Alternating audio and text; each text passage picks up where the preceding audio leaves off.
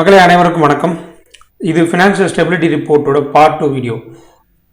டேரெக்டாக இந்த பார்ட்டு பார்க்காதீங்க. பார்ட் 1 பார்த்துட்டு இந்த வீடியோ பார்த்தீங்கன்னா கொஞ்சம் உங்களுக்கு பெட்டராகவே புரியும். ஏன்னா அதோட கண்டினியூவேஷன் தான்.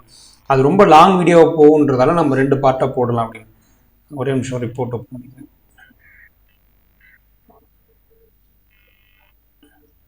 ஒரே நிமிஷம் மக்களே.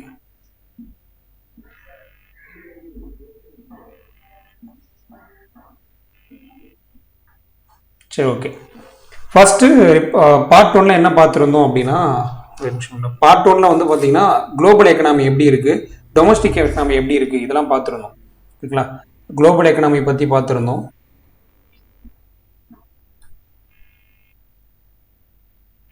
குளோபல் எக்கனாமி பற்றி பார்த்துருந்தோம். செகண்ட் வந்து டொமஸ்டிக் எக்கனாமி.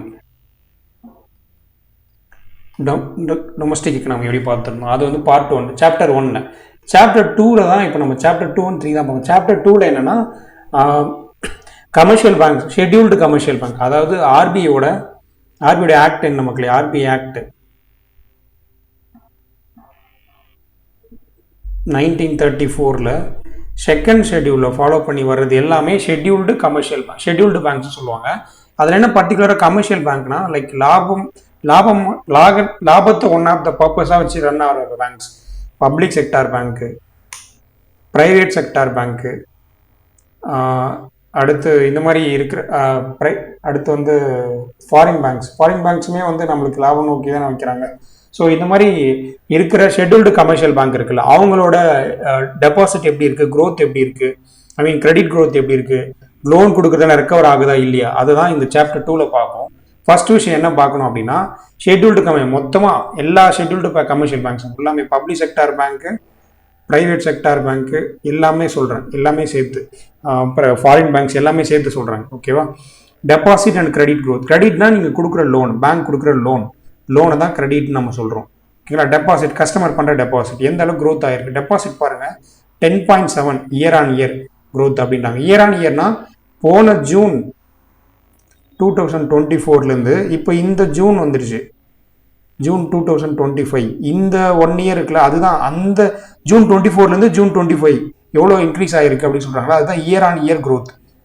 அது பார்த்தீங்கன்னா 10.7% க்ரோத் இன்க்ரீஸ் ஆயிருக்குன்னு சொல்லுவாங்க டெபாசிட்டில். கிரெடிட்டில் பார்க்குறப்ப, கிரெடிட் மீன் லோன்ஸ், பேங்க் கொடுக்குற லோன்ஸ், இந்த மாதிரி வந்து ஷெட்யூல்டு கமர்ஷியல் பேங்க் கொடுக்குற லோன்ஸ் பார்த்தீங்கன்னா 9.6% year on year growth compared to போன ஜூன் 2024. ஓகேங்களா? இதில் வந்து பப்ளிக் செக்டார் பேங்க் வந்து பெட்டராக பர்ஃபார்ம் பண்ணிக்கிறாங்க compare to private sector bank. பிபிபினா பிரைவேட் பேங்க்ஸ், அதான் ஷார்ட்டாக சொல்லிடுங்க. Public sector bank PSB. Public sector bank வந்து நல்லா கிரெடிட் கொடுத்துருக்காங்க அப்படின்னு சொல்கிறாங்க. ஓகேவா? இங்கே சார்ட்டில் மென்ஷன் ஆகிருக்கு பாருங்க, இங்கே பாருங்க, இது தனித்தனியாக நீங்கள் ஹோல் டேட்டாவை பாருங்கள். அதை எப்படி பார்க்கணும், இந்த ஆல் ஷெட்யூல்டு கமர்ஷியல் பேங்க் இருக்குல்ல, அதை தான் எக்ஸாமில் மோஸ்ட்லி கேட்க வாய்ப்பு இருக்குது. மார்ச் 2025 பார்க்குறப்போ இதுதான் மார்ச் இந்த க்ரீனில் இருக்கிறது. ஓகேங்களா? 10.7% வந்து டெபாசிட் வந்து க்ரோத் ஆகிருக்கு, அதான் மேலே சொன்னது. ஓகேங்களா? அதே மாதிரி இந்த டெபாசிட்ல பர்டிகுலராக வந்து காசா டேர்ம் டெபாசிட் இருக்குது. காசானா வந்து current account, savings account, current account, savings account, அதான் காசான்னு சொல்லுவாங்க. அடுத்து டேர்ம் டெபாசிட்னா ஆர்டி இருக்குல்ல, ரெக்கரிங் டெபாசிட், ஃபிக்ஸட் டெபாசிட், இதெல்லாம் வந்து டைம் பீரியட் இருக்கும். அதாவது இப்போ 10 இயர்னா 10 இயர் வரைக்கும் அதில் இருக்கிற மணி நீங்கள் எடுக்க முடியாது, டைம் பீரியடுக்கு அப்புறம் தான் நீங்கள் எடுக்க முடியும், அது term deposit. Current account, savings account வந்துட்டு காசு, ஐ மீன் அது டிமாண்ட் இருக்கப்போ கஸ்டமர்ஸ் அதை எடுத்துப்பாங்க. ஓகேவா? அதில் எப்படி டெபாசிட் க்ரோத் ஆயிருக்கு, first term deposit growth, time deposit growth தான் அதிகமாக இருக்குது. ஏன்னா டைம் டெபாசிட்டில் எஃப்டிலையும் சரி ஆர்டிலையும் சரி இன்ட்ரெஸ்ட் வந்து உங்களுக்கு அதிகமாக கிடைக்கும். ஸோ கஸ்டமர் இதில் தான் நிறைய பேர் இன்வெஸ்ட்மெண்ட் பண்ணுவாங்க. இங்கே எல்லா கமர்ஷியல் பேங்க்கும் சேர்த்து பாருங்கள், 12.75% வந்து டேர்ம் டெபாசிட்டில் மட்டுமே டெபாசிட் பண்ணியிருக்காங்க, அதிகமான க்ரோத்து கம்பேர் டு காசா பாருங்கள் 6.2 தான். ஓகேங்களா? 6.2, ஐ மீன் கரண்ட் அக்கௌண்ட், சேவிங்ஸ் அக்கௌண்ட்டில் 6.2% க்ரோத் தான் இருந்துருக்கு டெபாசிட் க்ரோத்து. டேர்ம் டெபாசிட்டில் எஃப்டி ஆர்டியில் வந்து 12.5% க்ரோத் இருக்குது. ஓகேங்களா? சரி, அடுத்து இதை பார்க்கணுமா? அடுத்து கிரெடிட் க்ரோத் பார்க்க. கிரெடிட் மீன் லோன் க்ரோத் எப்படி எல்லா கமர்ஷியல் பேங்க்கும், ஷெட்யூல்டு கமர்ஷியல் பேங்க்ஸ் எல்லாத்துக்கும் என்னன்னு சொல்கிறாங்க. இது மார்ச் 2025 டேட், ரீசன்ட் டேட்டாவும் நல்லா படிங்க, அதனால ரீசன்ட் டேட்டா நான் சொல்கிறேன். 11% க்ரோத் ஆயிருக்கு எல்லா ஷெட்யூல்டு கமர்ஷியல் பேங்க்குக்கும். அவங்க கொடுக்குற கிரெடிட் பார்த்தீங்கன்னா 11%.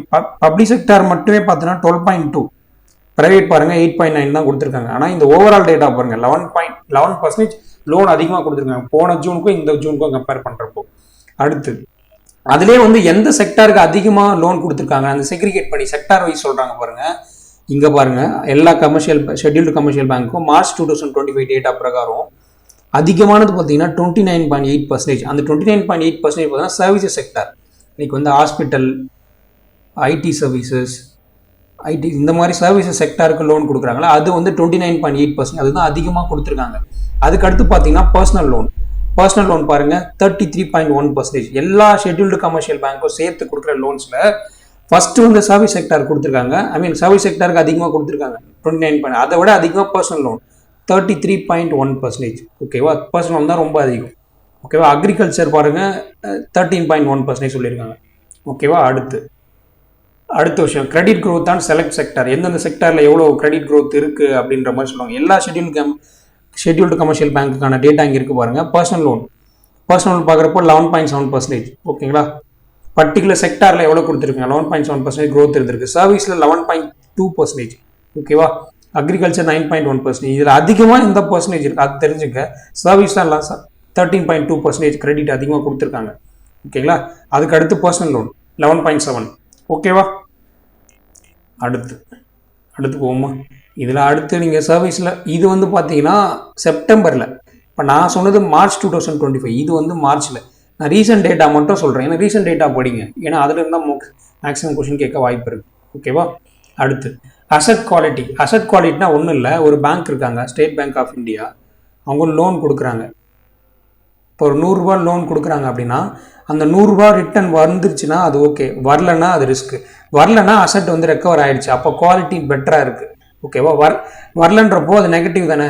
ஸோ அசட் குவாலிட்டி மீன்ஸ் என்ன சொல்கிறாங்கன்னா, அசட்னா என்னது, ஒரு பேங்க்குக்கு அசட்னா அது அவங்க கிட்ட இருக்கிற கேபிட்டல் தான். டெபாசிட்டர்ஸ் போடுற மணி ப்ளஸ் அவங்க பேங்க்கோட காசு, இனிஷியலாக அவங்களோட காசும் போட்டிருப்பாங்கல்ல, இதுதான் பேங்க்கோட கேள்வி அசட்னுவாங்க. இப்போ எனக்கு அசட்னா என்னது, என்னோட வெல்த்து, என்கிட்ட இருக்கிற ப்ராப்பர்ட்டிஸ், நான் என்னால் எதுக்கெல்லாம் உரிமை கொண்டாட முடியுமோ அதெல்லாம் அசட்டு. பேங்க்கோட காசை தானே அவங்க லோனாக எடுத்து கொடுக்குறாங்க, பேங்க்கோட மணியை தானே லோனாக கொடுக்குறாங்க. அப்போது அவங்க லோன் கொடுக்குற மணி வந்து அவங்களுக்கு அசட் தான். அந்த அசட் குவாலிட்டி எப்படி இருக்குது, அந்த லோன் கொடுக்குற ரிட்டர்ன் ஆச்சுன்னா அசட் குவாலிட்டி நல்லா இருக்குது, ரிட்டர்ன் ஆகலைன்னா அசட் குவாலிட்டி நல்லா இல்லை. லைக் அதுதான் சொல்கிறாங்க. அசட் குவாலிட்டி பார்க்குறப்போ கிராஸ் நான் பர்ஃபார்மிங், கிராஸ்னா மொத்தம் நான் பர்ஃபார்மிங் அசட்னா என்ன மக்கள், எந்த ஒரு லோனுக்கு பிரின்சிபல் ப்ளஸ் இன்ட்ரெஸ்ட் மோர் தென் 90 டேஸ்க்கு வரல அப்படின்றத நான் பர்ஃபார்மிங் அசட் அப்படின்றது அதை கோட் பண்ணுவோம். ஓகேங்களா, அது வந்து பேட் லோன்ஸ் அப்படின்னு சொல்லுவோம். அதை ரெக்கவர் பண்ணுறது தான் அசட் ரீகன்ஸ்ட்ரக்ஷன் கம்பெனி இருக்காங்க. நாங்கள் சர்ஃபேசி ஆக்ட் படிப்போம், சர்ஃபேசி ஆக்ட் 2002. அடுத்து நேஷனல் கம்பெனி லா ட்ரிபியூனல்னு ஒருத்தர் இருக்கு. நேஷனல் கம்பெனியில் இவங்களாம் கம்பெனி லோன் கொடுத்து ரெக்கவர் ஆகுனா அதை ரெக்கவர் பண்ணுறதுக்கு நேஷனல் கம்பெனி லா ட்ரிபியூனல். இந்த மாதிரிலாம் நம்ம பேங்கிங் சீரீஸில் பார்த்துருக்கோம். இங்கே கிராஸ் நான் பர்ஃபார்மிங் அசட்னா என்ன, எந்த ஒரு பேங்க் கொடுக்குற லோன் பிரின்சிபல் ப்ளஸ் இன்ட்ரெஸ்ட் 90 டேஸ்க்கு வரலன்றப்போ அதை நான் பர்ஃபார்மிங் அசட் கோட் பண்ணுறோமா, அந்த மாதிரி இருக்கிற நான் பர்ஃபார்மிங் அசட் வந்து 2.3% குறைஞ்சிருக்கு. நல்ல விஷயம் தான். அப்புறம் நெட்டு நான் பர்ஃபார்மிங் அசட் வந்து 0. அது என்ன நெட்டு, கிராஸுக்கு நெட்டுக்கு என்ன டிஃப்ரெண்ட் அப்படின்னா, இப்போ ஒரே நிமிஷம் கீழே ஸ்பேஸ் இருக்கிற இடத்துல இல்லை. இப்போ நீங்கள் ஒரு லோன் கொடுக்குறீங்க, இப்போ எக்ஸாம்பிள் வந்து ஒரு பர்சனல் லோன் கொடுக்குறீங்கன்னு வச்சுங்களேன், ஒரு 1 lakh. ஆனால் பேங்க்குக்கு தெரியும் அந்த 1 lakh வராமல் போக வாய்ப்பு இருக்குன்னு. அப்போ பேங்க் என்ன பண்ணுவாங்கன்னா இதுக்கு ப்ரொவிஷன் எடுத்து வைப்பாங்க. அவங்களோட ப்ராஃபிட்ல இருந்து 1 lakh எடுத்து தனியாக வச்சிருவாங்க. ஓகேங்களா, நாளை பின்ன இந்த கொடுத்த லோன் ரெக்கவர் ஆகலன்னப்போ இதை வச்சு தான் மேனேஜ் பண்ண முடியும். அந்த ப்ரொவிஷன் எடுத்து வச்சோம். அந்த மாதிரி லோன்ஸ்க்கு அகைன்ஸ்டாக ப்ரொவிஷன் எடுத்து வைப்பாங்க. ப்ரொவிஷன் மீன்ஸ் அந்த பாதுகாப்பு, அந்த கொடுத்த விஷயம் அவங்க எதிர்பார்த்த விஷயம் நடக்கலை, அந்த லோன் ரெக்கவர் ஆகலன்றப்போ அதுக்காக எடுத்து வைக்கிற அமௌண்ட் தான் ப்ரொவிஷன். இந்த மாதிரி பேங்க்ஸ் வந்து ப்ரொவிஷன் எடுத்து வைக்கிறாங்கல்ல, அது எல்லா லோன்ஸ்க்கும் வந்து some % எடுத்து வைப்பாங்க. அது லோனோட ரிஸ்க்கை பொறுத்து. அந்த மாதிரி எவ்வளோ வந்து ரிஸ்க் எடுத்து வச்சிருக்காங்க. இப்போ 100 ரூபாய் லோன் கொடுத்துருக்காங்க, சாரி மட்டும் இங்கே 100 ரூபாய் லோன் கொடுத்துருக்காங்க, அதுக்கு ப்ரொவிஷன் ஒரு ஆல்ரெடி வந்து ஒரு 60 ரூபா ப்ரொவிஷன் எடுத்து வச்சுட்டாங்கன்னா இப்போ எவ்வளோ 40 ரூபா தான் இருக்குது. அப்போ இதுதான் நெட்டு நான் பர்ஃபார்மிங் அசட். அதாவது 60 ரூபா ஆல்ரெடி ப்ரொவிஷன் எடுத்து வச்சுட்டாங்க, அந்த லோன் கொடுத்த அமௌண்ட்டில் ப்ரொவிஷனை கழிச்சுட்டா இருக்கிறதா net non performing asset. Net non performing asset is a financial term representing the value of non performing assets. அந்த லோன் கொடுத்து நான் பர்ஃபார்மிங் அசெட்டான வேல்யூ இருக்குல்ல, அதை என்ன பண்ணும், அது எதுலேருந்து டிடெக்ட் பண்ணிப்பாங்கன்னா ப்ரொவிஷன்லேருந்து அதை டிடெக்ட் பண்ணிப்பாங்க. டிடெக்ட் பண்ணதுக்கப்புறம் வருது இல்லை, அதுதான் net.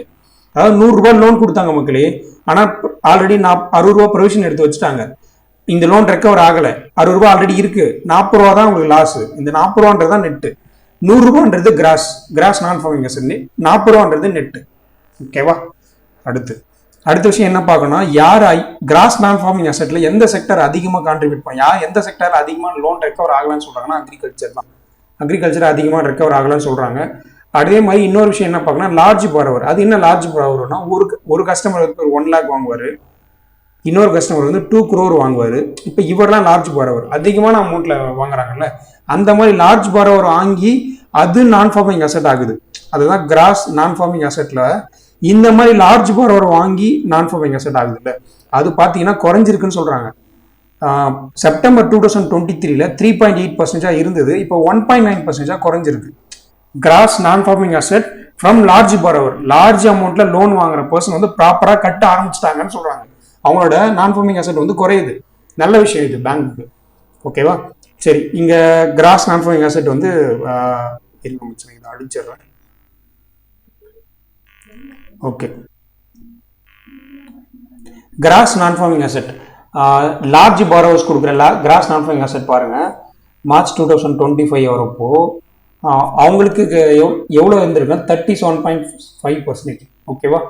Share of large borrowers in loans and gross non performing asset, அதாவது லார்ஜ் பாரோவருக்கு மட்டுமே 37.5% ஆஃப் லோன் வந்து தராங்க.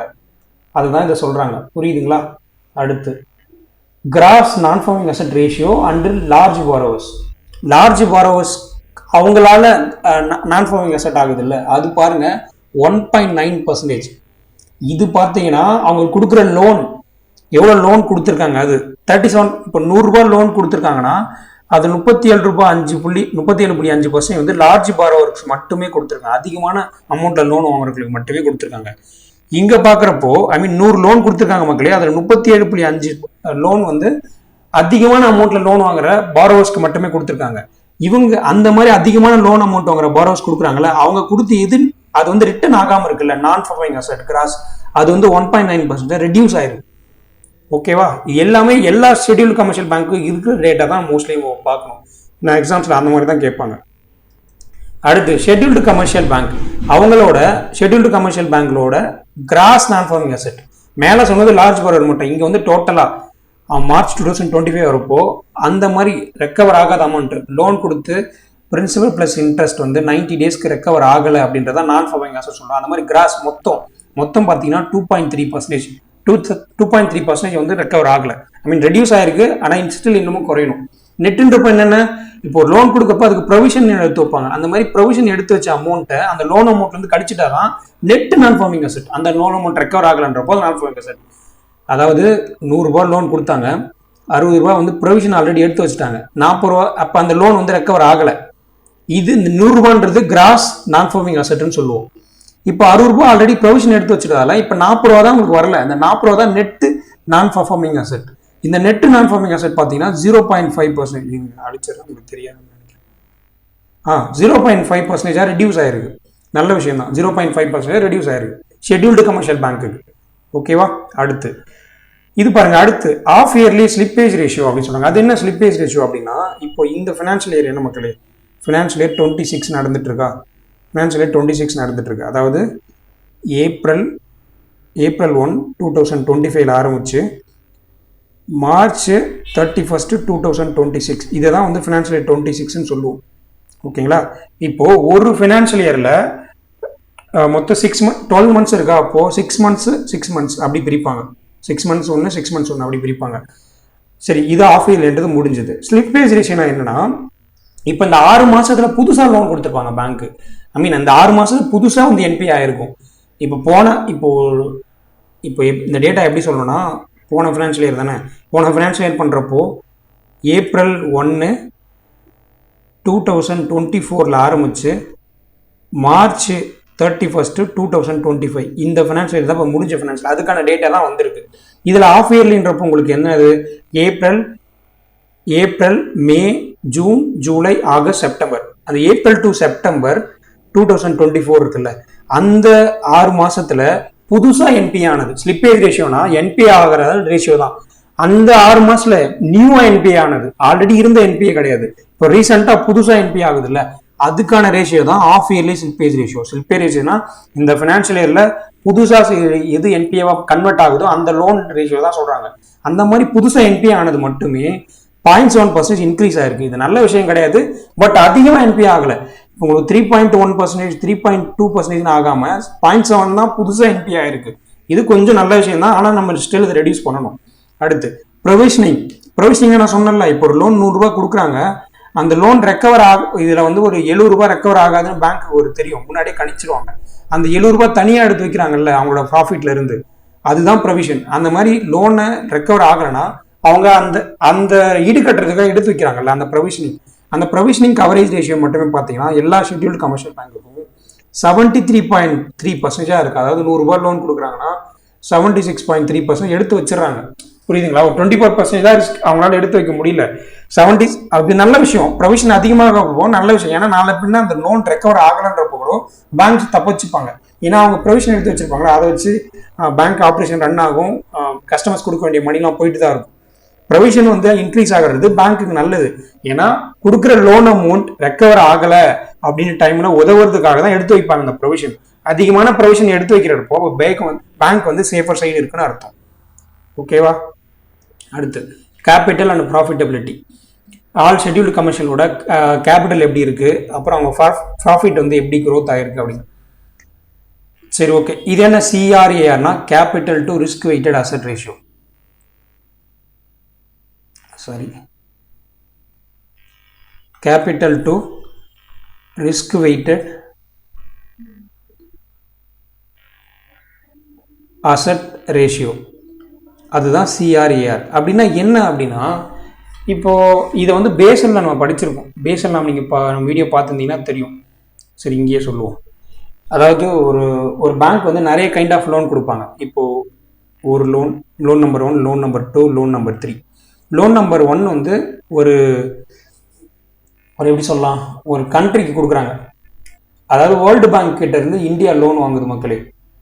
இந்தியான்றது ஒரு கண்ட்ரி, ஒரு கண்ட்ரி ரெப்ரசென்ட் பண்ணுற லோன் வாங்குறப்போ அது ரிஸ்க் கம்மி. ஏன்னா ஒரு கண்ட்ரி கிட்ட எவ்வளோ மணி இருக்கும், கண்டிப்பாக ரீபேமெண்ட் பண்ணிடுவாங்க.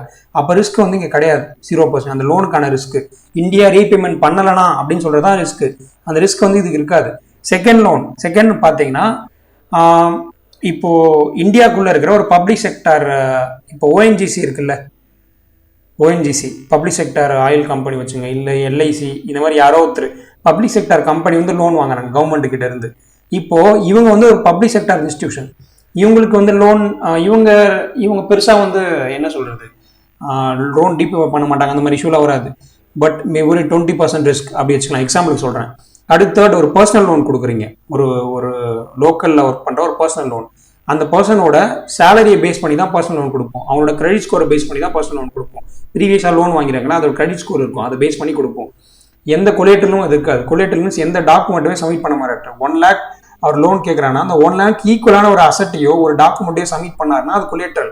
அந்த மாதிரி கொலேட்டர் இல்லாத லோன் தான் பர்சனல் லோன். அந்த பர்சனல் லோனுக்கு வந்து ரிஸ்க் 100%. புரியுங்களா? அப்போ இந்த மாதிரி வந்து ஒவ்வொரு லோனுக்கும் ஒரு ரிஸ்க் அசோசியேட் ஆயிருக்கும். அப்போ பேங்க் என்ன பண்ணணும்னா, அவங்களோட கேபிட்டல் இருந்து இந்த ரிஸ்க் பர்சன்டேஜ்லாம் சேர்த்தீங்கன்னா ஒரு அமௌண்ட் வரும். மேபி இது 0% ஒரு அமௌண்ட்டே வராது. 20% இருப்போ பேங்க் வந்து 1000 rupees லோன் கொடுக்குறாங்கன்னா 1000 rupeesல 20% எவ்வளோ, 200 rupees. ஓகேங்களா? அதே மாதிரி இதில் 100% மேபி ஒரு 2000 லோன் கொடுக்குறாங்க அப்படின்னா அப்போ அந்த 2000 எடுத்து வைக்கணும். 2000 + 200, 2200. இதில் 9% வந்து பேசலில் சொல்லுவாங்க. 9%, அதாவது இந்தியா வந்து 9% எடுத்து வைக்கணும்னு டார்கெட் வச்சிருப்பாங்க. இந்த 2200ல 9% வந்து அமௌண்ட் எடுத்து தனியாக வச்சிடணும் பேங்க் இந்த லோன் கொடுக்கும். ஏன்னா நாளைக்கு அந்த லோன் ரெக்கவர் ஆகலன்றப்போ இவங்க எடுத்து வச்ச ரிசர்வ் இருக்குல்ல, அதை வச்சுதான் அவங்க ஆப்ரேஷன்ஸ் பார்க்க முடியும். இதுதான் capital to risk weighted asset. அதாவது பேங்கோட tier 1 capital plus tier 2 capital divided by risk weighted asset. Risk weighted அசெட்ன்றது என்னன்னா, இப்போ நான் சொன்னல இந்த லோனுக்கு இவ்வளோ ரிஸ்க், இந்த லோனுக்கு இவ்வளோ ரிஸ்க், இந்த லோனுக்கு இவ்வளோ ரிஸ்க், இதெல்லாம் அக்ரிகேட் பண்ணீங்கன்னா ஒரு வேல்யூ வருது இல்லை, இந்த 2200 சொன்னல, அதுதான் risk weighted asset. Tier 1 capital tier 1 capital பேங்கோட கோர் கேபிட்டல். மக்கள் இது டயர் 1 கேபிட்டல் டயர் 2 கேபிட்டல் வந்து டீட்டெயிலாக பேங்கிங் எக்ஸ்பிளைன் பண்ணியிருப்போம். இதை நான் எக்ஸ்பிளைன் பண்ணா எனக்கு ஒரு 1/2 hour தேவைப்படும். அதனால நான் வந்து தனி செஷனில் சொல்கிறேன், யூடியூப்ல நம்ம வேறு வீடியோவில் கூட சொல்கிறோம். பேங்க்கோட முதன்மையான கேபிட்டல், இது பேங்க்கோட சப்ளிமெண்டரி கேபிட்டல். இதை போட்டிங்கன்னா ஒரு அமௌண்ட் வரும். டிவைட் பண்ணிங்கன்னா வர அமௌண்ட் வந்து அட்லீஸ்ட் 8% இருக்கணும் குளோபலாக. இந்தியாவுக்கு வந்து 9%. அந்த மாதிரி சொல்கிறது தான் capital to risk weighted asset ratio. 9% எடுத்து வைக்கணும்னு சொல்லுவாங்க. உங்களோட ரிஸ்க் வெயிட்டட் அசட்டில் 9% நீங்கள் தனியாக எடுத்து வைக்கணும். அந்த அமௌண்ட் எவ்வளோ வருதோ தனியாக ரிசர்வ் பண்ணி வைக்கணும். அது பாருங்கள் 17.3%. 9% எங்கே இருக்குது? 17. அப்போ அதிகமாகவே ரிசர்வ் எடுத்து வச்சுட்டு இருக்கோம். நல்ல விஷயம் அது. நாளைக்கு கொடுக்குற லோன் ரெக்கவர் ஆகலன்றப்போ நீங்கள் ரிசர்வ் எடுத்து வைக்க வேண்டியது பார்த்தீங்கன்னா 9% இருக்குது. ஆனால் நீங்கள் 17.3 அளவுக்கு எடுத்து வைக்கிறீங்க. ரொம்ப பேங்க் வந்து ஒரு சேஃபர் பொசிஷனில் இருக்காங்க அப்படின்னு சொல்லுது. அடுத்து ப்ராஃபிட்டபிலிட்டி பற்றி பேசுகிறாங்க. அது என்ன ப்ராஃபிட்டபிலிட்டி அப்படின்னா, பேங்க் ஒரு இயர் எண்டில் எவ்வளோ சம்பாதிக்கிறாங்கன்னு இருக்குல்ல, அவங்களோட இன்வெஸ்ட்மெண்ட்ஸில் அவங்க லோன் வழியாக எவ்வளோ சம்பாதிக்கிறாங்க. அது பார்த்தீங்கன்னா 16.9% க்ரோ ஆயிருக்கு இயர் ஆன் இயர். போன ஜூனுக்கும் இந்த ஜூனுக்கும் கம்பேர் பண்ணுறாங்க. இது என்ன பிஏடினா profit after tax. Profit after tax. அதாவது பேங்க்ஸ் வந்து அவங்க சில விஷயத்துக்கு லையபிலிட்டி இருக்கும், கொடுக்க வேண்டிய அமௌண்ட் இருக்கும். இப்போ பேங்க் வந்து கடன் வாங்கியிருப்பாங்க, ஒரு 1 crore கடன் வாங்கிறாங்கன்னு வச்சுக்கோங்க. அவங்க ப்ராஃபிட்ல ஒரு 10 crore அந்த 1 crore கொடுத்தது போக அவங்களுக்கு 9 crore இருக்கும்ல, இதுதான் அவங்களோட ப்ராஃபிட் ஆஃப்டர் டேக்ஸ். கொடுக்க வேண்டிய அமௌண்ட்டை கொடுத்தது போக மிச்சம் அவங்க கிட்ட எவ்வளோ இருக்கு, அதுதான் அந்த ப்ராஃபிட் ஆஃப்டர் டேக்ஸே வந்து 16.9% க்ரோத் ஆயிருக்கான். ஓகேவா? கொஞ்சம் எரேஸ் பண்ணிருங்க. ஓகேவா? அடுத்த விஷயம் பார்த்தீங்கன்னா, அடுத்த விஷயம் என்ன, private sector bank. Public sector bank வந்து நல்லா க்ரோ ஆயிருக்காங்க. இப்போ profitability 31.8%. Particularly public sector. Private பார்த்தீங்கன்னா 9.2 தான். ஏன்னா அவங்க நிறைய எக்ஸ்பென்ஸ் செலவு பண்ணுறாங்க. அவங்களோட ஆப்ரேட்டிங் எக்ஸ்பென்ஸ் நிறைய இருக்கு. பிரான்ச் செலவு, எம்ப்ளாயி கொடுக்குற செலவு பார்த்தீங்கன்னா அதிகமாக இருக்கு. உங்களோட எக்ஸ்பென்ஸ் அதிகமாக இருக்கிறதால உங்க ப்ராஃபிட் கம்மியாக இருக்கு compared to public sector. Public sector பாருங்க 31.8% க்ரோத் ப்ராஃபிட்டபிலிட்டி பார்க்குறப்போ. ஓகேவா? ஒரே நிமிஷம் ஆச்சு.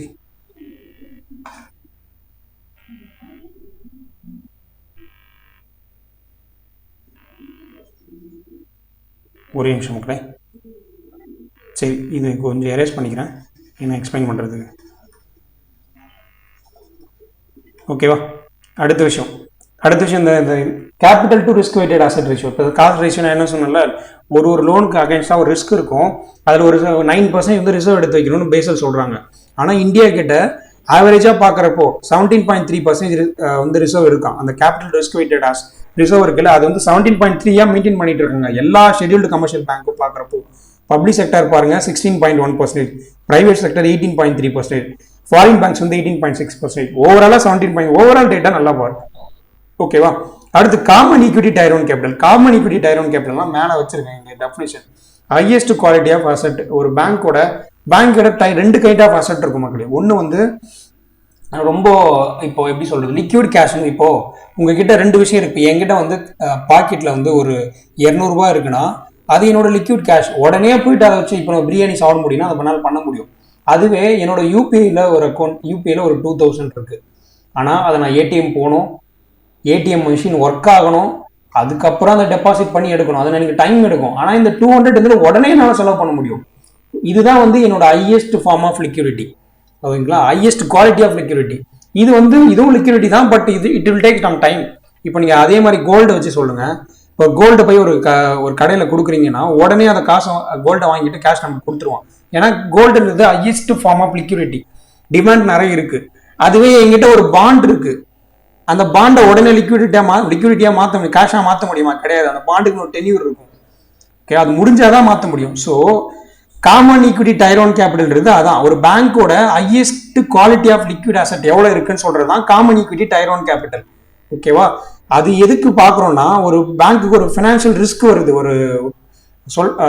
ஒரு ஃபினான்ஷியல் குளோபலாகவே ரிஸ்க் வருதுன்னா இந்த மாதிரி இருக்கிற காமன் ஈக்விட்டி டயர் 1 கேபிட்டல் தான் காப்பாற்றும். அவங்களோட டே பை டே எக்ஸ்பென்ஸை அதை வச்சு தான் பண்ண முடியும். அந்த மாதிரி இருக்கிற common equity tier 1 capital ratio பார்த்தீங்கன்னா 14.7% இருக்கு. நல்ல விஷயம், நல்ல பர்சன்டேஜா இருக்கு. பப்ளிக் செக்டார் பார்த்தீங்கன்னா 12.6. ஓகேங்களா? ஓவரால் பார்த்தீங்கன்னா எல்லா scheduled commercial bank, I mean public sector bank, private sector bank, foreign banks பார்க்குறப்போ 14.7% இருக்கு அப்படின்னு சொல்றாங்க. ஓகேவா? இது நல்ல விஷயம்.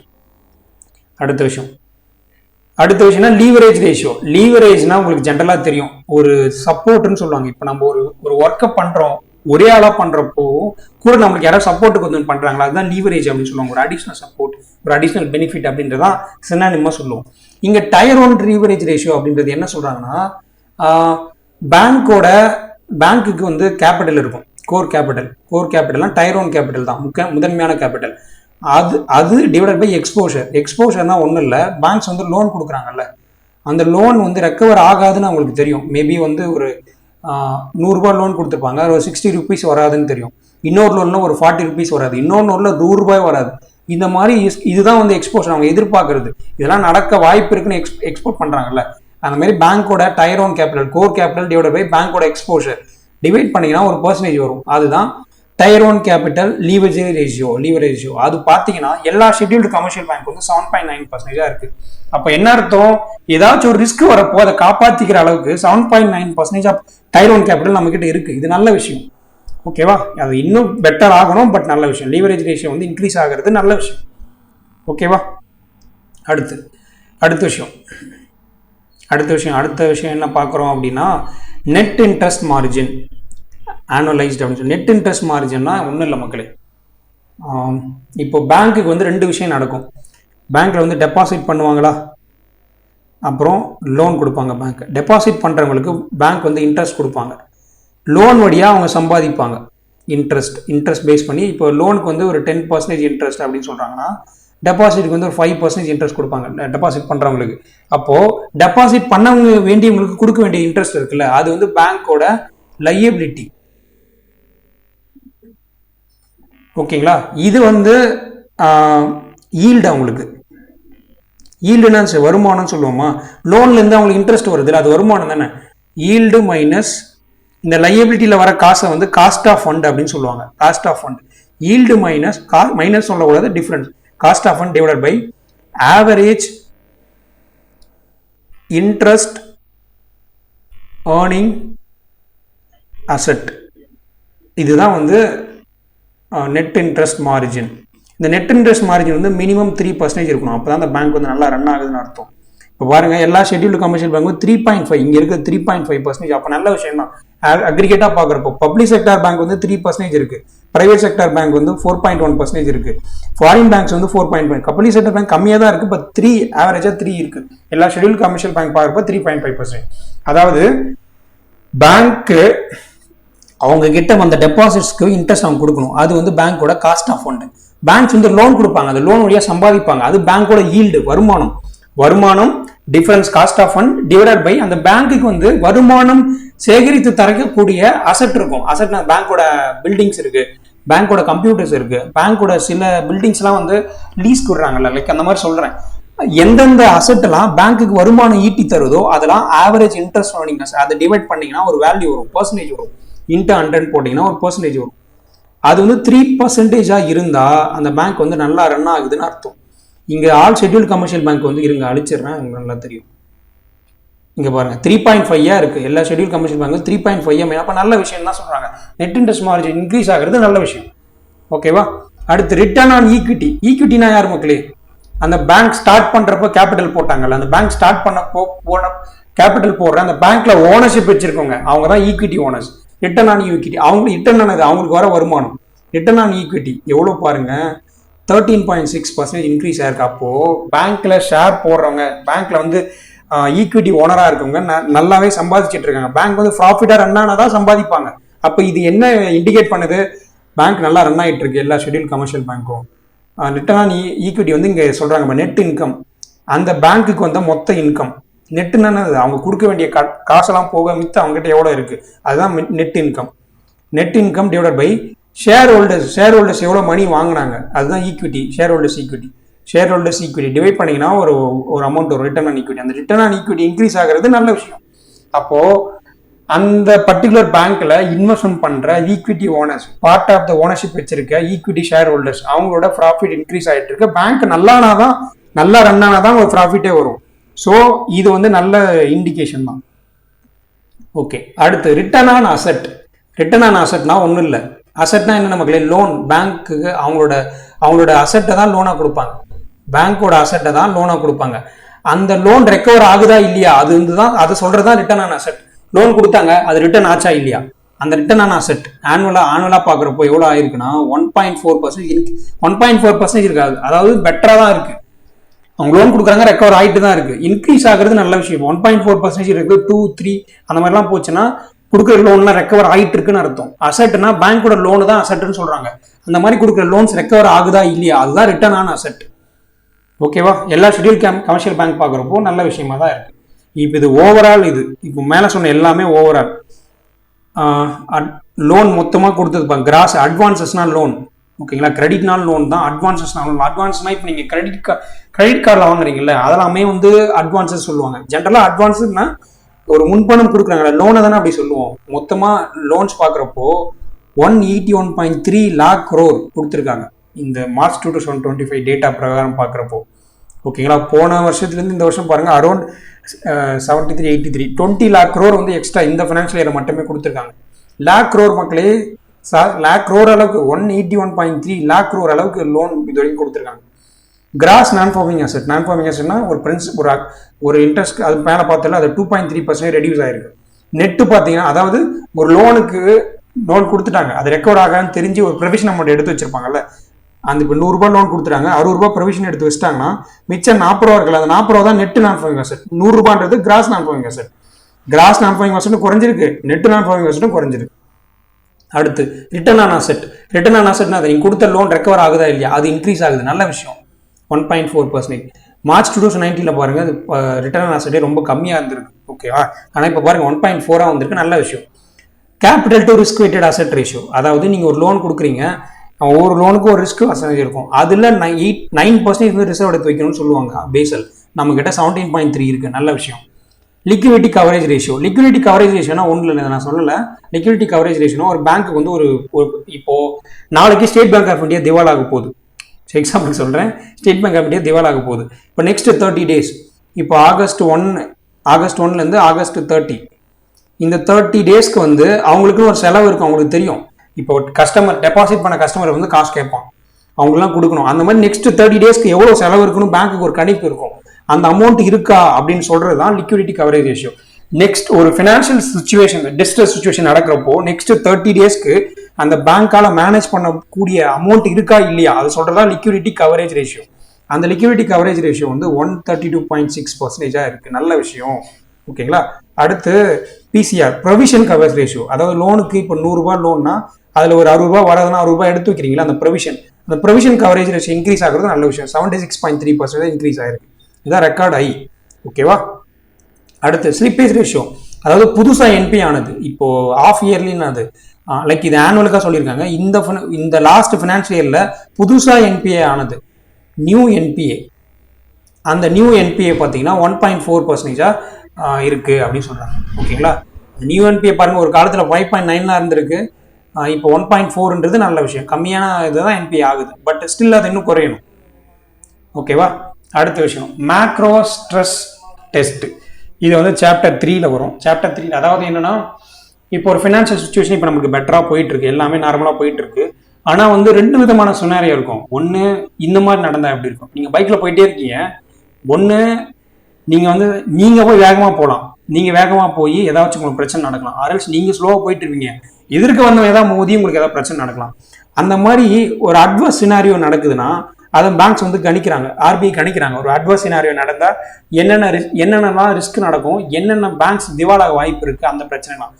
ஃபர்ஸ்ட் அட்வர்ஸ் சினாரியோ 1ல பார்க்குறப்போ என்னென்ன ரிஸ்க் நடந்தால் அட்வர்ஸ் சினாரியோன்னு சொல்கிறாங்கன்னா, ஜியோ பாலிட்டிக்கல் ரிஸ்க், குளோபலாக பொலிட்டிக்கல் சம்மந்தமான ரிஸ்க் வந்து நம்ம இந்தியா அஃபெக்ட் பண்ணும். இப்போ ட்ரம்ப் வந்து டாரிஃப் போடுறாரு, அது பார்த்தீங்கன்னா நம்ம கூட்ஸ் வந்து அஃபெக்ட் பண்ணுது, ஓகேங்களா? அந்த கூட்ஸ் வந்து அஃபெக்ட் பண்ணுது. சப்ளை செயின் டிஸ்டர்ப்ஷன், நம்ம இம்போர்ட் எக்ஸ்போர்ட் பண்ணுறோம்ல, அதில் நடக்கிற வேறுபாடுகள், இம்போர்ட் எக்ஸ்போர்ட்டில் நடக்கிற பிரச்சனைகள்.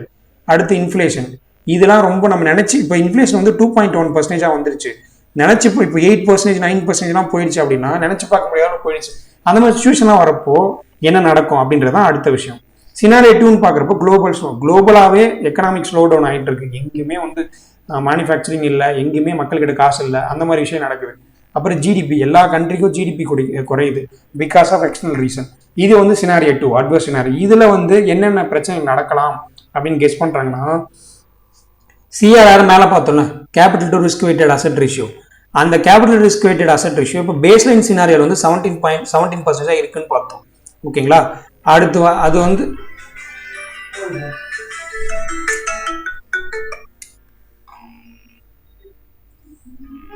மக்களை ஒரே நிமிஷம்.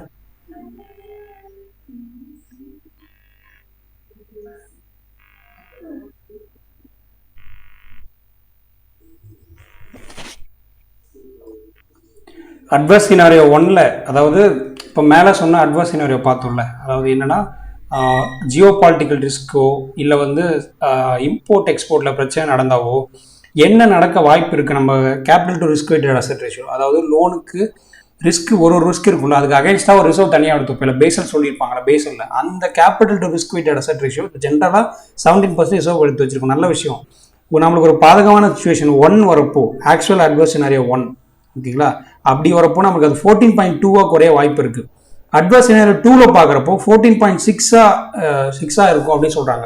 ஓகேங்களா, ரொம்ப பிரச்சனை கிடையாது. ஏன்னா நம்மளுக்கு வந்து 9% ரிசர்வ் எடுத்து வைக்கணும்.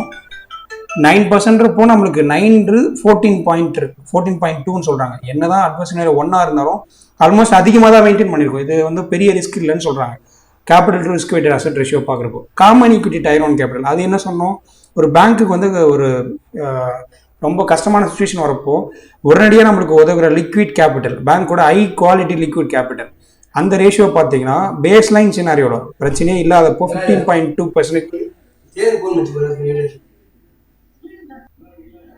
அப்போது இந்த காமன் ஈக்விட்டி டயர் 1 கேபிட்டலை பார்க்குறப்போ நார்மல் சினாரியோவில் 15.2% இருக்குது. ரொம்ப ஒரு அட்வர்ஸ் சினாரியோ, ரொம்ப பாதகமான சுச்சுவேஷன் 1 வரப்போ 12.5% வருது. அது பெரிய பிரச்சனை இல்லை. அட்வர்ஸ் சினாரியோ 2 ரொம்ப கஷ்டமான, இதோட ரொம்ப ஒஸ்டான சுச்சுவேஷன் எதாவது நடக்கிறப்போ 12.9. ஓகே, அப்போது ஜென்ரலாக வந்து அந்த ஹை குவாலிட்டி லிக்விட் அசெட் நீங்கள் ரிசர்வ் எடுத்து வைக்கிறாங்களா காமன் ஈக்விட்டி டயர் 1 கேபிட்டல், அது வந்து பார்த்தீங்கன்னா ஆல்மோஸ்ட் 10% மேலே தான் இருக்குது. நல்ல சினாரியோ, நல்ல விஷயம் தான் அப்படின்னு சொல்கிறாங்க. ஓகேங்களா. அடுத்து இது பாருங்கள், மார்ச் 2027க்கு சொல்கிறாங்க. மார்ச் 2025 இந்த ரேட்டா, அது மார்ச் 2025 வரப்போ இந்த பாதகமான சுச்சுவேஷன் 1 and 2ன்னு மேலே கேட்டகரைஸ் பண்ணியிருக்காங்கல்ல, அது நடக்கிறப்போ நம்மளுக்கு என்ன ரிஸ்க்லாம் இருக்கும் அப்படின்னு. அடுத்து கிராஸ் நான் ஃபார்மிங் அசெட் பார்க்குறப்போ இப்போ வந்து பார்த்தீங்கன்னா 2.5 இருக்குது. ரொம்ப அட்வர்ஸ் சினாரியோ 1 வரப்போ 5.6% மாற வாய்ப்பு இருக்குது. அதுமாதிரி அதிகமான லோன்ஸ் வந்து இன்க்ரீஸ் ஆக வாய்ப்பு இருக்குது. அட்வர்ஸ் சினாரியோ 2 பார்க்குறப்போ 5.3. ஓகேங்களா, நல்லா தெரியும்னு நினைக்கிறேன். இப்போ 5.3 வர வாய்ப்பு இருக்குது. ஓகேவா, புரியுதா? இதெல்லாம் என்னன்னா ப்ரிடிக்ட் பண்ணுறாங்க, மேபி இந்த அட்வர்ஸ் சினாரியோ 1 and 2ல் வந்து எவ்வளோ ரிஸ்க் இருக்க வாய்ப்பு இருக்குது அப்படின்னு. ஓகே, அடுத்து urban cooperative bank.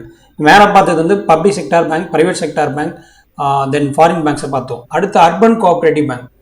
Urban cooperative banks வந்து அது ரிலேட்டடாக பார்ப்போம். ஒரு நிமிஷம். அர்பன் கோஆப்ரேட்டிவ் பேங்க் பார்க்குறப்போ லார்ஜ் பாரோவர்னா என்ன, லைக் வந்து ரொம்ப அதிகமான அமௌண்ட்டில் பாரோ வாங்குற பாரோவர்ஸ், அவங்களோட கிராஸ் நான் பர்ஃபார்மிங் அசெட், மொத்த non performing asset, principal plus interest எந்த ஒரு லோனுக்கு 90 டேஸ்க்கு மேலே வரலையோ அது வந்து நான் பர்ஃபார்மிங் அசெட்னு சொல்லுவோம்ல, அவங்களோட லார்ஜ் பாரோவருக்கான நான் performing asset, cross non performing asset வந்து குறைஞ்சிருச்சு, ஃபில் ஆயிடுச்சுன்னு சொல்கிறாங்க. அடுத்து அசெட் குவாலிட்டி மீன்ஸ் அது அவங்க கொடுக்குற லோன்லாம் ரெக்கவர் ஆகுதா இல்லையா.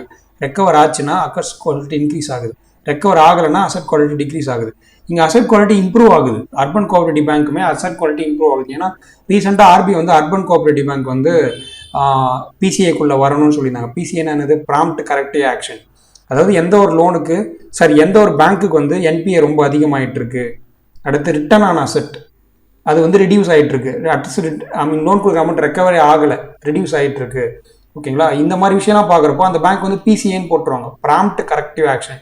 அதாவது அதிகமான டெபாசிட்ஸ் வாங்கக்கூடாது அந்த பேங்க்கு, அதாவது அதிகமான லோன்ஸ் வந்து வெளியே கொடுக்கக்கூடாது, பெரிய இன்வெஸ்ட்மெண்ட்ஸ் எதுவும் பண்ணக்கூடாது, பேங்க் புது பிரான்ச்சஸ் வந்து ஸ்டார்ட் பண்ணக்கூடாது, புது எம்ப்ளாயிஸ் வந்து ரெக்ரூட் பண்ணக்கூடாது, இந்த மாதிரி ரெஸ்ட்ரிக்ஷன் போடுவாங்க. ஓகேங்களா, எப்போ அந்த பேங்க்லேருந்து கொஞ்சம் பெட்டர் பொசிஷனுக்கு வருதோ அப்போ தான் அந்த பிசிஏ ரிமூவ் பண்ணுவாங்க. அந்த பிசிஏலாம் வந்து அர்பன் கோஆப்ரேட்டிவ்மே கொண்டு வந்தாங்க. இதனால் அர்பன் கோஆப்ரேட்டிவ் பேங்கோட அசெட் குவாலிட்டி இம்ப்ரூவ் ஆயிருக்குன்னு சொல்கிறாங்க. ப்ரொவிஷன் கவரேஜ் ரேஷியோ, அதாவது ஒரு லோனுக்கு இப்போ 60 rupees வராதுன்றப்போ அதுக்கு தனியாக ப்ரொவிஷன் எடுத்து வைக்கிறாங்கல்ல, அதுதான் ப்ரொவிஷன் கவரேஜ். அந்த ப்ரொவிஷன் கவரேஜ் ரேஷியோ வந்து இன்க்ரீஸ் ஆகிருக்கு. ஓகேங்களா, அதையுமே சொல்கிறாங்க. அடுத்து நான் பேங்கிங் ஃபினான்ஷியல் கம்பெனி பற்றி சொல்கிறாங்க. நான் பேங்கிங் ஒரு ஃபினான்ஷியல் கம்பெனியோட கிரெடிட்னா கொடுக்குற லோன் வந்து கொஞ்சம் வீக்கன் ஆகிருக்கு. அதாவது சர்வீசஸ் செக்டார்ஸ் மட்டும்தான் வந்து இன்க்ரீஸ் ஆயிருக்கு. மற்ற விஷயத்தெல்லாம் பார்க்குறப்போ கிரெடிட் க்ரோத் வந்து ரெடியூஸ் ஆயிருக்குன்னு சொல்கிறாங்க. ஓகேவா. அப்புறம் மைக்ரோ ஃபைனான்ஸ், குட்டி குட்டி ஸ்ரீராம் ஃபைனான்ஸ் அந்த மாதிரி மைக்ரோ ஃபைனான்ஸில் குட்டி குட்டி லோன்ஸ் கொடுக்குறாங்க. செல்ஃப் ஹெல்ப் குரூப்ஸ், மகளிர் சுய உதவி குழுன்னு பார்க்கணும்ல, அந்த மாதிரி அவங்க கொடுக்குற லோன்ஸ் வந்து கொஞ்சம் வந்து கான்ட்ராக்ட் ஆயிருக்குன்னு சொல்கிறாங்க. கோல்டு லோன்ஸ் வந்து இன்க்ரீஸ் ஆயிருக்குன்னு சொல்கிறாங்க. ஓகேவா. ஓகே, அடுத்த விஷயம் என்ன பார்க்கணும் அப்படின்னா credit risk. Non banking financial கம்பெனியோட கிரெடிட் ரிஸ்க் சொல்கிறாங்க. கிரெடிட் ரிஸ்க்னா மீன்ஸ் அவங்க கொடுக்குற லோன்லாம் ரிக்கவர் ஆகலைன்றால அதுதான் சொல்கிறாங்க. இங்கே பார்க்குறப்போ base line scenario medium risk நடக்குந்தா என்ன ஹை ரிஸ்க் நடந்தா என்ன. பேஸ் லைன் சினாரியோ நினைக்கிற மாதிரி எந்த இஷ்யூமே இல்லாமல் நார்மலாக எக்கனாமி ரன் ஆகிட்டு இருக்கு. மீடியம் ரிஸ்க்னா ஏதாச்சும் ஒரு எக்கனாமிக் சுச்சுவேஷன் நடக்கிறப்போ, கிரைசிஸ் நடக்கிறப்போ அது வந்து மீடியம் ரிஸ்க். ஹை ரிஸ்க்ன்றப்போ நம்ம எதிர்பார்க்காத ஏதாவது ரிஸ்க் வந்து அசோசியேட்டாக இருக்கும். ஓகேங்களா, ரொம்ப டேஞ்சரான ரிஸ்க்ஸ் அந்த மாதிரி. பேஸ்லைன் சினாரியோவில் இவங்க அந்த capital to risk weighted asset ratio இருக்குல்ல, அது வந்து 21.4% இருக்குது. ஓகேவா. Capital to risk weighted asset ratio வந்து 21.4% இருக்குது. இது வந்து கிராஸ் நான் பர்ஃபார்மிங் அசட் 3.3% இருக்குது. சரி, இது என்னன்னா நம்பர் ஆஃப் என்பிஎஸ்சிஸ் வந்து அஃபெக்ட் ஆக வாய்ப்பு இருக்குது. அது வந்து 10 என்பிஎஸ்சி வந்து பேஸ்லைன் சினாரியோவில் அவங்களோட ஆப்ரேஷன் க்ளோஸ் பண்ண வாய்ப்பு இருக்குது. இதே சினாரியோ போச்சுன்னா. இது என்ன மீடியம் ரிஸ்க், ஏதாச்சும் ஒரு எக்கனாமிக் கிரைசிஸ் அட்வர்ஸ் சினாரியோ 1 நடக்குது அப்படின்றப்போ அவங்களோட capital risk weighted asset ratio வந்து 20.6 வருது. 9% மெயின்டைன் பண்ணணும். 20.6ன்றது கொஞ்சம் ஓகே தான்.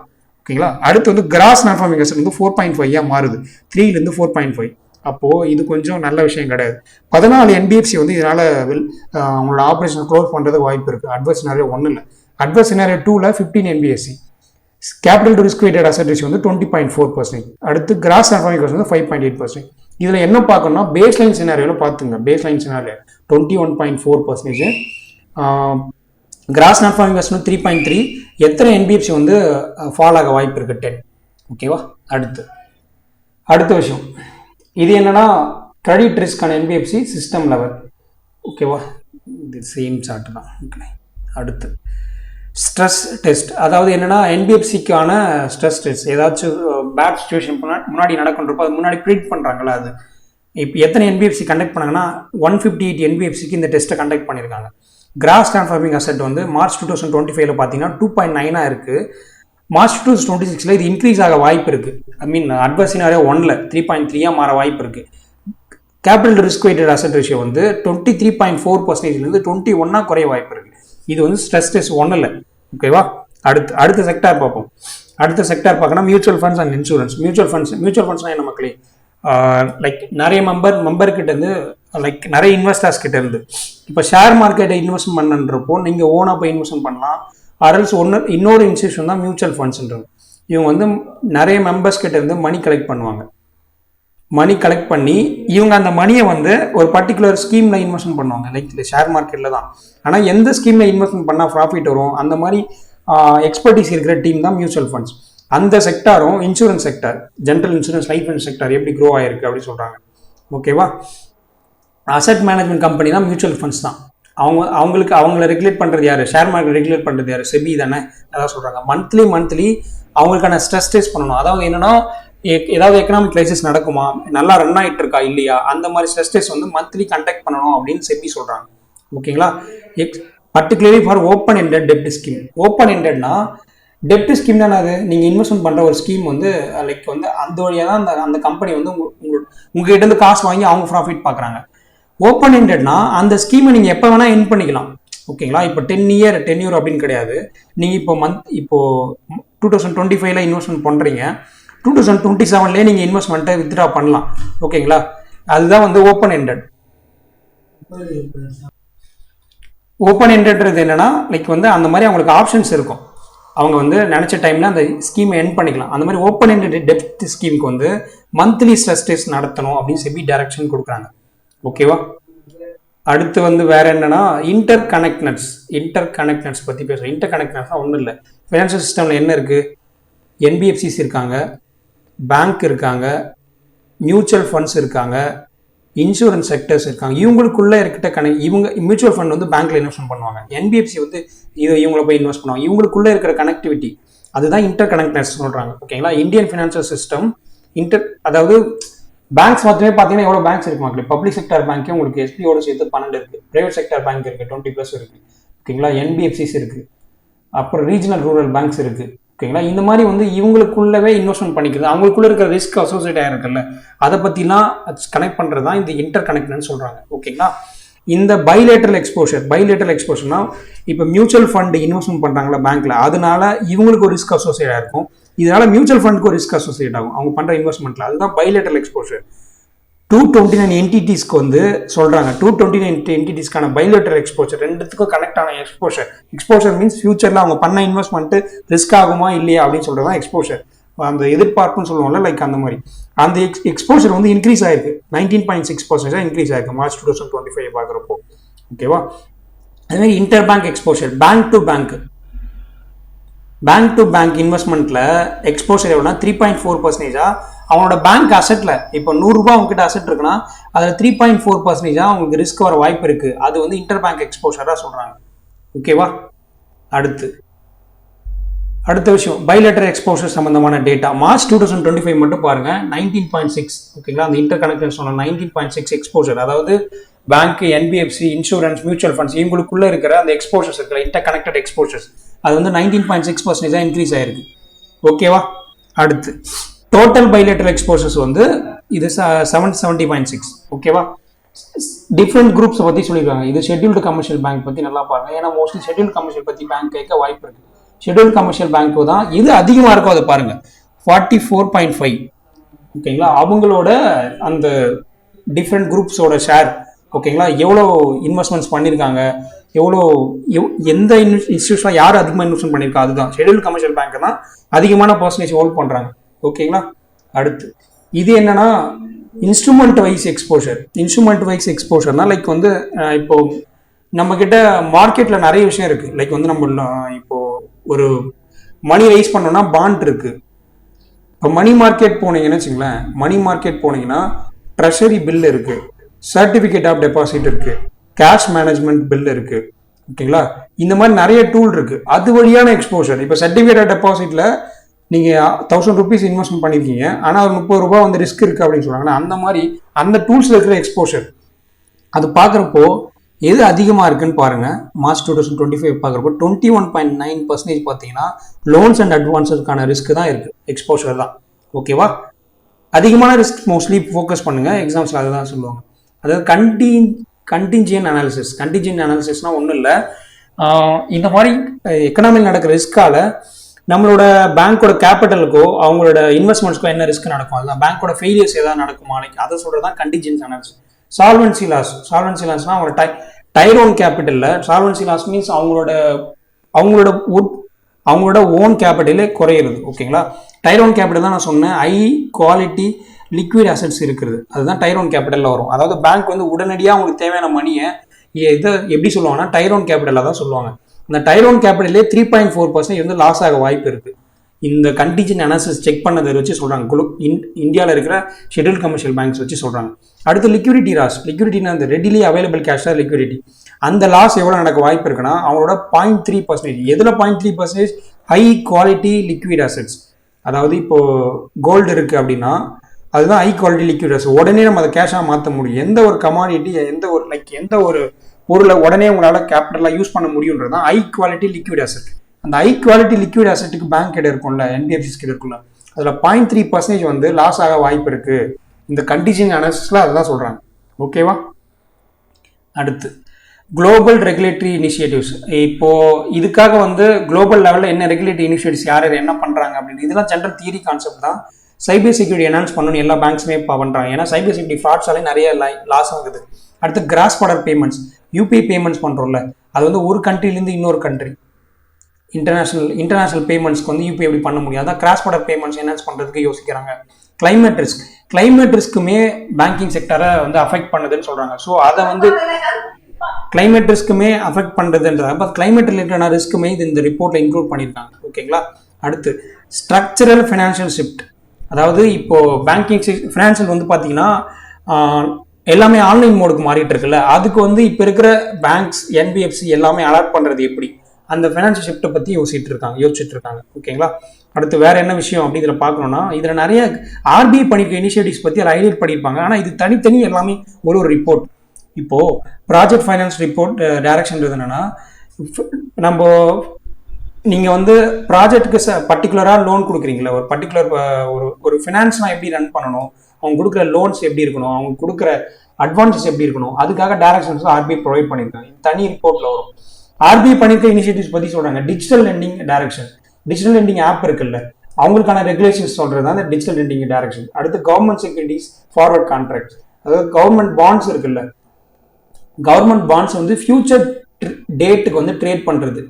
ஃபியூச்சர் டேட்டில் இப்போ 2026 அந்த பாண்டோட ரேட்டு 2026 அந்த பாண்டோட ரேட் இப்படி தான் இருக்கும் அப்படின்னு சொல்லிட்டு 2 பார்ட்டி ட்ரேட் பண்ணுறாங்கல்ல, அதுதான் future contracts, forward future contract சொல்லுவாங்க. அந்த கவர்மெண்ட் செக்யூரிட்டிஸ் ஃபார்வர்ட் கான்ட்ராக்ட்ஸ் இருக்குல்ல, அதுக்கான ரெகுலேஷனே ஆர்பிஐ ரிலீஸ் பண்ணியிருக்காங்க.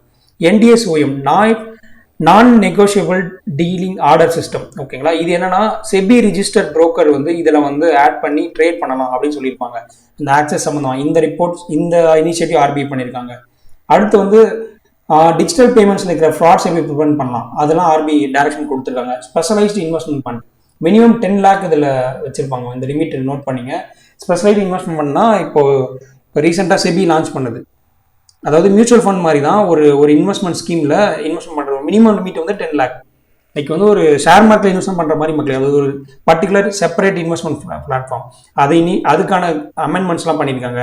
அடுத்து liquidity coverage ratio. Liquidity coverage ஒரு பேங்க் வந்து நெக்ஸ்ட் 30 டேஸ்க்கு அவங்க ஏதாவது எக்கனாமிக் கிரைசிஸ் வரப்போ சமாளிக்கிற அளவுக்கு அவங்க கேபிட்டல் இருக்கா, அதை சொல்கிறது தான் லிக்விடிட்டி கவரேஜ் ரேஷியோ. அடுத்து safer algorithmic trading and retail investor. ட்ரேடிங்கில் வந்து மால் ப்ராக்டிஸ் பண்ணுவாங்க மக்களே, மால் ப்ராக்டிஸ் நடக்க வாய்ப்பு இருக்குது. அதெல்லாம் எப்படி தடுக்கலான்றது அல்காரிதமிக் ட்ரேடிங் கொண்டு வராங்க. ஃபார் ரீட்டைல் இன்வெஸ்டர் யார், நீங்கள் நான் இந்த மாதிரி நார்மல் கஸ்டமர்ஸ் இருக்காங்களா, அவங்க ட்ரேட் பண்ணுறது தான் ரீட்டைல் இன்வெஸ்டர். இதெல்லாம் ஆர்பிஐ வந்து சொல்லியிருக்காங்க. இது வழியாக வந்து லைக் நம்மளோட குளோபலாகவும் சரி டொமஸ்டிக்காகவும் சரி எக்கனாமி பெட்டர்மெண்ட் பண்ணுறதுக்கு உழைச்சிட்டு இருக்காங்கன்னு சொல்கிறாங்க. மக்கள் ஏதாவது டவுட் இருந்தால் கமெண்ட் பாக்ஸில் போடுங்க. இது கொஞ்சம் பெரிய ரிப்போர்ட் தான். ஆனால் இதில் படிச்சிங்கன்னா உங்களுக்கு என்னென்ன விஷயம்னா, ஒன்று வந்து மெயின்ஸில் எம்சிக்யூ வர்றது ஒன்று, இன்னொன்று வந்து இன்டர்வியூவில் ஏதாவது இது சம்மந்தமாக கேட்டாங்கன்னா ஆன்சர் பண்ண முடியும், இன்னொன்று வந்து டிஸ்கிரிப்டிவில் கோட் பண்ணுறதுக்கு யூஸ் ஆகும். இந்த ரிப்போர்ட் இருந்தது லைக் இது ரொம்ப முக்கியமான நிறைய பேஜஸ் இருக்கிறதால இதை கொண்டு வரணும். ஆனால் ரொம்ப வாஸ்டான ரிப்போர்ட் தான். நம்ம கொண்டு வந்த பிடிஎஃப் மட்டும் நீங்கள் படித்தா கூட என்எஃப் தான். ஓகேவா? நன்றி மக்களே.